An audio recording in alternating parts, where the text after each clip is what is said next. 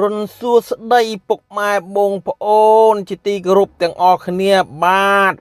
ថ្ងៃនេះជួបជាមួយនឹងមេធិមទឹកដូងទៀតហើយបងប្អូនមេធិមទឹកដូងកំពុងតែធ្វើម្ហូបឥឡូវឆ្អិនហើយក្បាលវីដេអូដំបូងបងប្អូនសម្លមកជូរបាទសម្លមកជូរផ្លែល្ហុងជាមួយកំពឹសកូនត្រីរាបាទបងប្អូនមកជូរផ្លែអំពិលខ្ចីបាទបងប្អូនចេញតែក្បាលវីដេអូមកពុកម៉ែបងប្អូនបានឃើញហើយបាទឥឡូវឃើញថាឆ្អិនហើយមេធិមទឹកដូងចាប់ផ្ដើមបាទដុសដាក់ចានភ្លក់សាក់មើលបាទគោរពជំរាបសួរទៅកាន់ឪពុកក្មេកនិងគោរពជំរាបសួរទៅកាន់ម៉ែក្មេកនិងគោរពជំរាបសួរទៅកាន់ឪពុកបង្កើតនិងគោរពជំរាបសួរទៅកាន់ម៉ែបង្កើតជាទីគោរពទាំងអស់គ្នាដូចតទៅបាទថ្ងៃនេះពុកម៉ែបងប្អូនមកជួបជាមួយនឹងមេធិមទឹកដូងទៀតហើយមេធិមចូលចិត្តណាស់នៅសម្លបែបស្រុកស្រែបាទសម្លមកជូរបាទក្តឹបផ្លែអំពើខ្ចីបាទបងប្អូនជាមួយផ្លែល្ហុងដូចបានក្បាលវីដេអូមេធិមទឹកដូងបានរៀបរាប់អញ្ចឹងបាទបងប្អូនឥឡូវនេះឃើញថាទឹកពុះហើយបាទបន្ទាប់ពីទឹកពុះមេធិមទឹកដូងដាក់គល់លក្រៃស្លឹកក្រូចសើចម្ដេង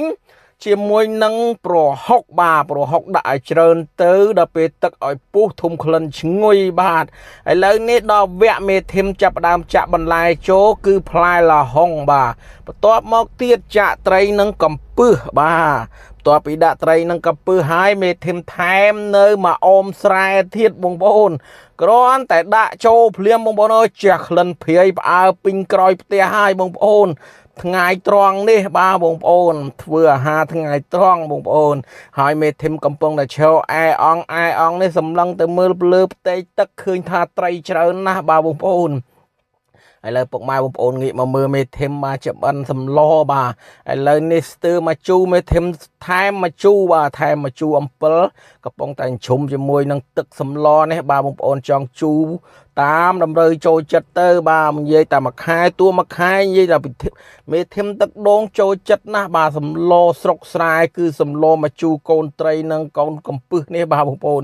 និយាយពីថាជាតិនោះជាតិបាទនិយាយពីបាយព្រឹកនេះថ្ងៃនេះវិញនិយាយពីអស់ប្រមាណចានណាបាទដោយសារតែយប់មិញនេះដាក់ទឹកដូងអស់ច្រើនមកយួរពីយួរអញ្ចឹងទៅពីអ្នកអាខ្លាអញ្ចឹងមកនឹកឃើញសម្លមកជូរទៀតបាទសម្លមកជូរទៀតបាយក្តៅទៀតបាទបងប្អូនដាក់ទៅមានកម្លាំងព្រឹសបាទចាំមើលល្ងាចហ្នឹងទៅដាក់មកយួរពីយួរទៀតហើយបាទបងប្អូនជាប់សំឡេងតិចហើយដោយសារខាសកបាទបានដាក់ទឹកនៅក្បែរចូលបដាខាសកបដាបាទមានអារម្មណ៍ថាអត់សូវស្រួលខ្លួនទេបងប្អូនអើយតោះតែប្រើអំពើដងឲ្យយ៉ាងនិយាយលេងទេបងប្អូនសំខាន់តែអភ័យទោសដល់មេធិមទឹកដូងផងឥឡូវនេះពុកម៉ែបងប្អូនតោះសូមអញ្ជើញបាទមកភ្លក់សម្លមកជូរបែបស្រុកស្រែយើងនេះជាមួយនឹងមេធិមទឹកដូងទាំងអស់គ្នាមើលបងប្អូនមកជួយភ្លក់គ្នាមើលតើជាតិមិនជាតិបាទបងប្អូនចំណែកឯមេធិមទឹកដូងកំពុងតែញ៉ាំនេះគឺថាជាតិណាស់បាទបងប្អូនអើយមើលទៅបាទបងប្អូនផ្លែល្ហុងខ្ចីជាមួយនឹងបាទត្រីរាជាមួយនឹងកូនកំពឹសក្តាប់អំពើខ្ចីទៀតបាទបងប្អូនអើយនិយាយពីយកមកបោកបញ្ចូលគ្នាត្រូវគ្នាណាស់បាទបងប្អូនឥឡូវនេះវីដេអូមានតែប៉ុណ្្នឹងទេជួបគ្នានៅវីដេអូក្រោយ